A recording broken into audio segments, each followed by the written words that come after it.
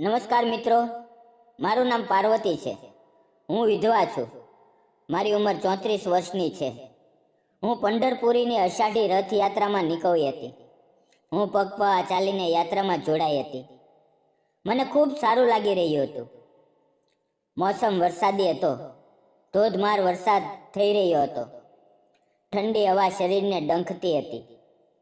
છતાં પાલખીમાં જોડાયેલા બધા લોકો, વૃદ્ધ, યુવાન, બાળકો, બધા જ વરસાદમાં ભીંજાતા હોવા છતાં આનંદથી યાત્રા કરી રહ્યા હતા. પગ દુખતા હતા, થાક લાગતો હતો, પણ કોઈને પરવા નહોતી. દરેકના મુખમાં વિઠ્ઠલ વિઠ્ઠલનો જય ઘોષ ગુંજી રહ્યો હતો. વાતાવરણ ભક્તિથી ભરાઈ ગયું હતું. બધાના ચહેરા પર આનંદ હતો, પણ મારા દિલમાં ઊંડું દુઃખ હતું.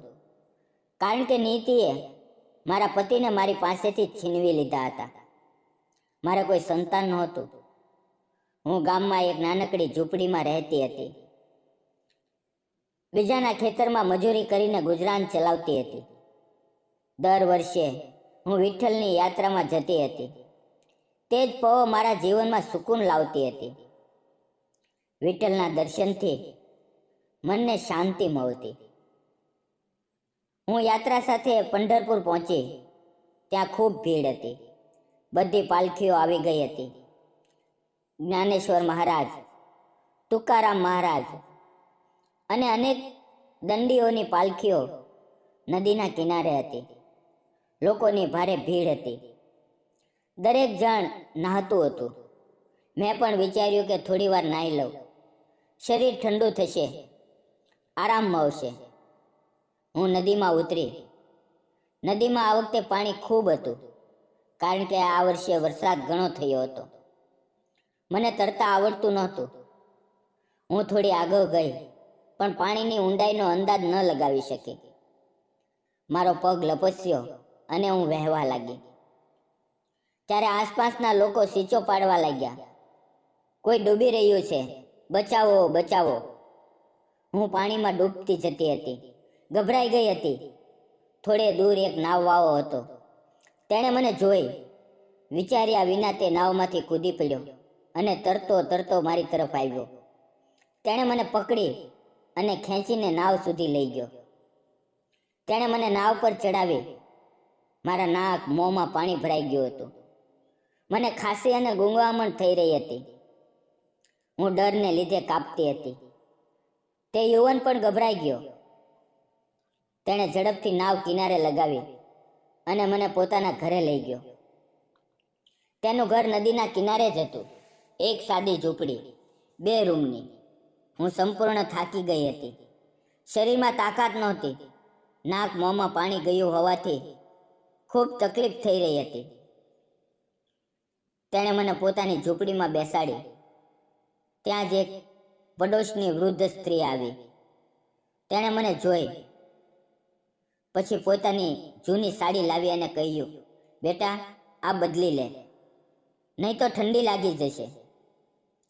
તે યુવક બહાર જ બેઠો હતો. હું અંદર જઈને કપડાં બદલી આવી.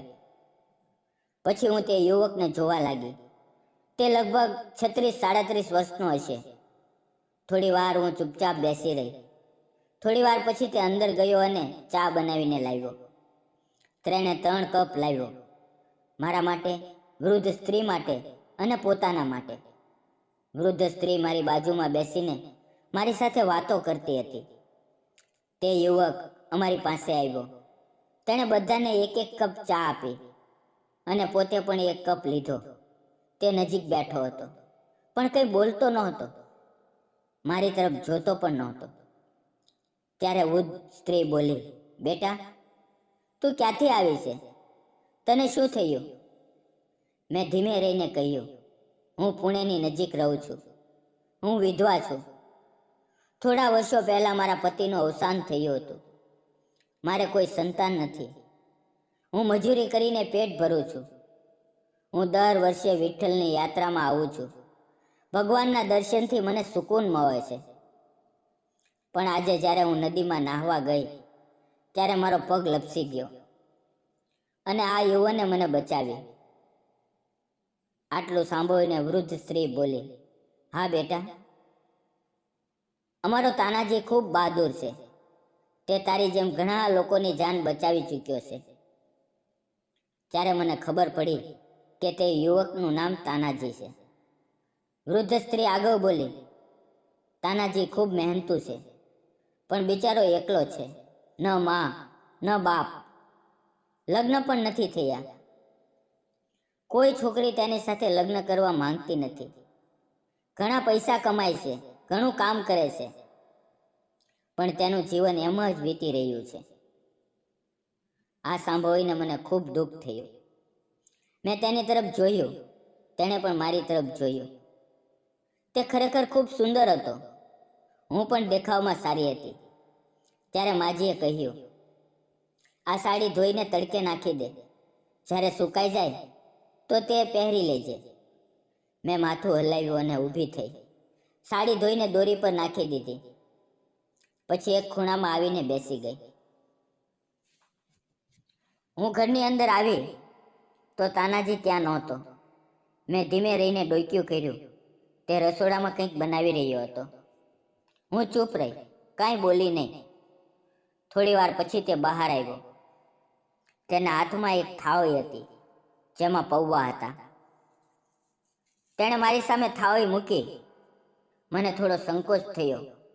મનમાં સવાલ આવ્યો, આ તાનાજી મારા માટે આટલું શા માટે કરે છે? હું ના પાડતી રહી, પણ તેણે જબરદસ્તીથી મને ખવડાવી દીધું. તેના ચહેરા પર કરુણા હતી. બપોરના લગભગ 3 વાગી ગયા હતા. મારી સાડી સુકાઈ ગઈ હતી. હું થાકથી ત્યાં જ ખૂણામાં સૂઈ ગઈ.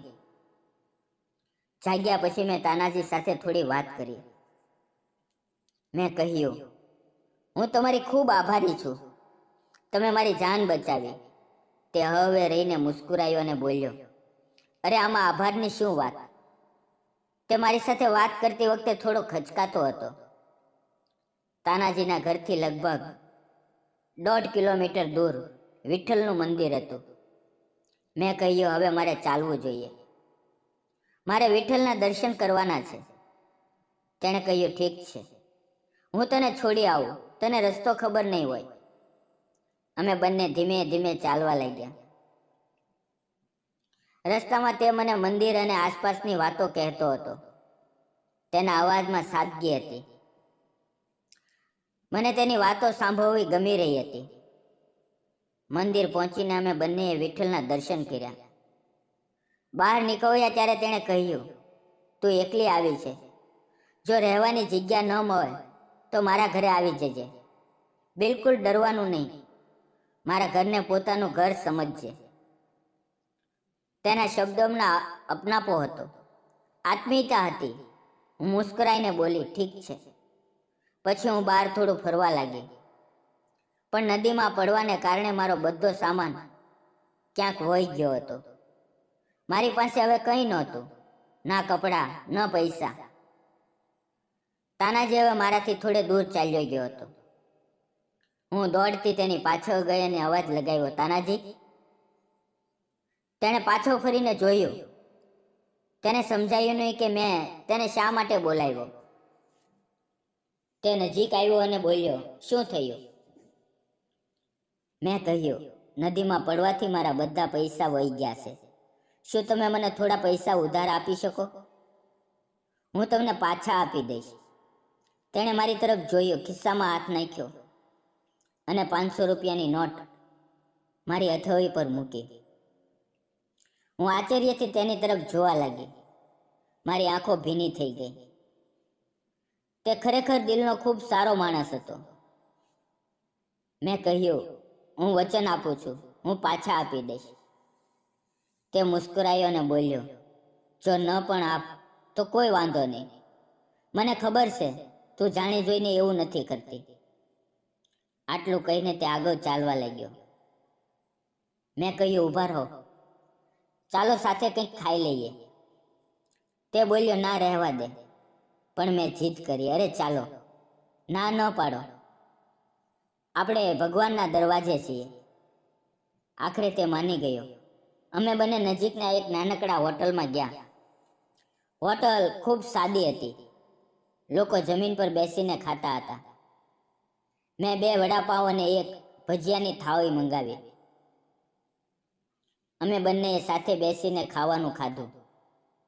તે સાદી જગ્યાએ સાદા લોકોની વચ્ચે અમારી તે મુલાકાત કંઈક ખાસ બની ગઈ હતી.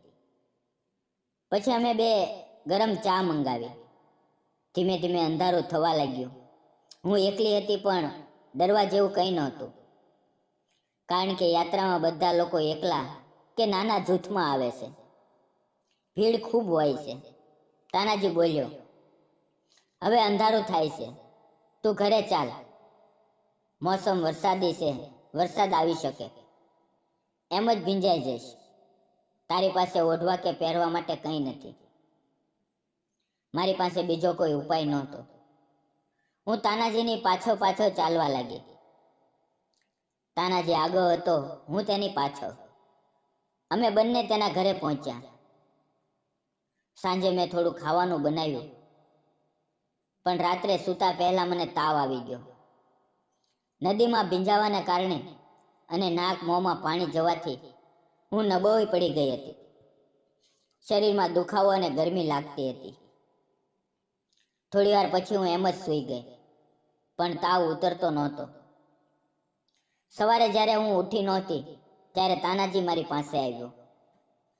તે મને અવાજ દેતો હતો, પણ મારી પાસે કોઈ જવાબ ન આવ્યો. તે નજીક આવ્યો, મારા કપાળે હાથ મૂક્યો. તેને લાગ્યું કે મને તેજ તાવ છે. પછી તે મને નજીકના ડૉક્ટરના ક્લિનિકમાં લઈ ગયો. હું જાતે ચાલી પણ નહોતી શકતી. ક્લિનિક પહોંચ્યા પછી ડૉક્ટરે તપાસ કરી અને એક ઇન્જેક્શન આપ્યું. પછી અમે ઘરે પાછા આવ્યા. મેં દવા લીધી અને આરામ કર્યો. ધીમે ધીમે તાવ ઓછો થવા લાગ્યો. તે દિવસે તાનાજી નદી પર ગયો નહોતો. તે આખો દિવસ ઘરે જ હતો. મને તેના માટે ખૂબ ખરાબ લાગવા લાગ્યું. તે એકલો માણસ, અને તેમ છતાં મારી આટલી ચિંતા કરી રહ્યો હતો. તેની સાથે વાતો કરવી, તેની સાથે બેસવું મને સારું લાગતું હતું. હું વિઠ્ઠલ ભગવાનને પ્રાર્થના કરતી હતી કે, હે ભગવાન, આ તાનાજી જેવા સારા માણસના લગ્ન થાય, તેનું ઘર વસે. આટલા વર્ષોથી તે મા બાપ વિના, પત્ની વિના એકલો છે.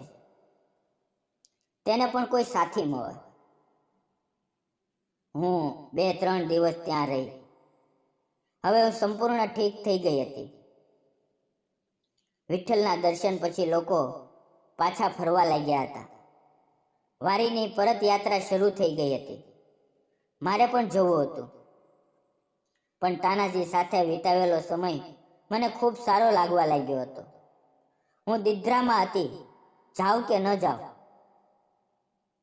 તાનાજી મને હવે સારો લાગવા લાગ્યો હતો. ત્યારે પાડોશની માજી આવી અને મારી સાથે વાતો કરવા લાગી. જ્યારે મેં માજીને કહ્યું કે હું કાલે નીકળીશ, તો તે બોલી, અરે બેટા, ત્યાં જઈને પણ શું કરીશ? એકલી કેમ રહીશ? હું તને એક સલાહ આપું. જો દિલને ઠીક લાગે તો વિચારજે. મારો તાનાજી એકલો છે, દિલનો ખૂબ સારો છે. તું પણ વિધવા છે, તારું કોઈ નથી. તું તાનાજી સાથે લગ્ન કરી લે. તારું જીવન સુખી થઈ જશે અને તાનાજીને પણ પત્ની મળશે.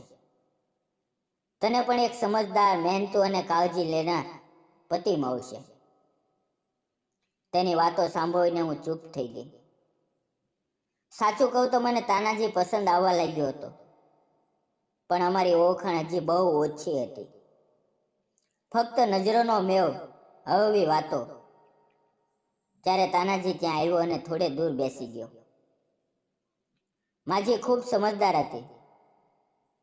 તેણે તાનાજી તરફ જોઈને કહ્યું, અરે તાનાજી, હું શું વિચારતી હતી, તને આ પાર્વતી કેવી લાગી? જો તને બંને ઈચ્છો તો હું તમારા લગ્ન કરાવી દઉં. તાનાજી ચૂપ રહ્યો. તેણે ફક્ત મારી તરફ જોયું અને હળવું મુસ્કાન આપ્યું. મેં પણ તેની તરફ જોઈને મુસ્કરાઈ.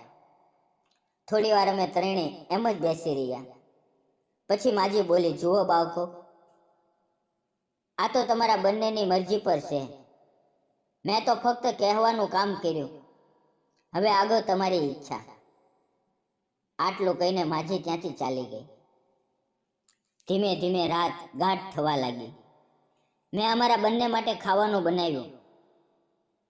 થોડી વાર પછી અમે સાથે ખાવાનું ખાધું.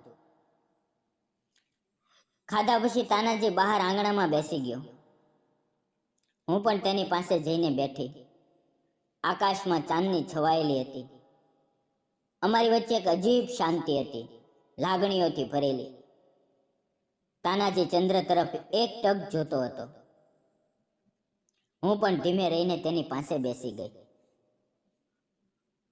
અમે બંને કંઈ બોલતા નહોતા, ફક્ત શાંતિ હતી, પણ મનમાં ઘણું બધું હતું. મેં ધીમે રહીને મારો હાથ તાનાજીના હાથ પર મૂક્યો. તાનાજીએ એકવાર મારી તરફ જોયું, પણ પોતાનો હાથ હટાવ્યો નહીં. મેં હવેથી તેનો હાથ દબાવ્યો. ત્યારે તેણે પણ પહેલ કરી. મારો નાજુક હાથ પોતાના હાથમાં લઈને પ્રેમથી સહેલાવા લાગ્યો. તેણે ધીમા અવાજે કહ્યું, પાર્વતી, પાર્વતી, આજે સવારે માજીએ જે કહ્યું તેના વિશે તારો શું વિચાર છે? મેં થોડા શરમાતા કહ્યું, એવું ન બોલ, હું તમારાથી નાની છું. તે મુસ્કુરાયો અને બોલ્યો, ઠીક છે, તો બોલ, માજીએ જે કહ્યું તેના વિશે તું શું કહા છો? મેં હવે રહીને મુસ્કુરાતા કહ્યું, મને તમે ગમો છો. શું હું તમને ગમું છું? તાનાજીએ મારી આંખોમાં જોયું, મુસ્કુરાયો. હું શરમાઈ ગઈ અને ઊભી થઈને મારા રૂમમાં ચાલી ગઈ. દરવાજો બંધ કર્યો અને ચૂપચાપ સૂઈ ગઈ. તાનાજી બહાર ખાટલા પર સૂઈને ચંદ્ર અને તારાઓને જોતો રહ્યો અને ક્યારે નીંદરમાં ચાલ્યો ગયો તેને પોતાને પણ ખબર ન પડી. સવારે અમે બંને ઉઠ્યા, નાહ્યા ધોયા અને તૈયાર થયા. ત્યારે પડોશની માજી આવી. અમે તેને અમારો નિર્ણય જણાવ્યો. માજીએ વિઠ્ઠલ ભગવાનનો આભાર માન્યો. તે અમને વિઠ્ઠલના મંદિરે લઈ ગઈ. ત્યાં તેણે 2 હાર, 1 મંગળસૂત્ર અને થોડા પેંડા મંગાવ્યા. અમે બંને મંદિરમાં ગયા, એકબીજાને હાર પહેરાવ્યા. તાનાજીએ મારા ગળામાં મંગળસૂત્ર બાંધ્યું અને મારી આંખોમાંથી આંસુ નીકળી આવ્યા. વિઠ્ઠલે મારી પ્રાર્થના સાંભળી લીધી હતી. તાનાજી સાથે મારા લગ્ન થયા. વિઠ્ઠલે તાનાજીને મારા માટે જ પસંદ કર્યો હતો. હું ખૂબ ખુશ હતી. તાનાજીના ચહેરા પણ ખુશી ઝળકી રહી હતી. અમે બધાને પેંડા વેચ્યા. અમે બંને ખૂબ પ્રસન્ન હતા. સાંજે અમે ઘરે પાછા ફર્યા. બીજે દિવસે અમે કુળદેવતાના મંદિરે જઈને પૂજા કરી. તાનાજીને મેં મારો બધો પ્રેમ આપ્યો, કારણ કે તેણે મારા માટે ઘણું બધું કર્યું હતું.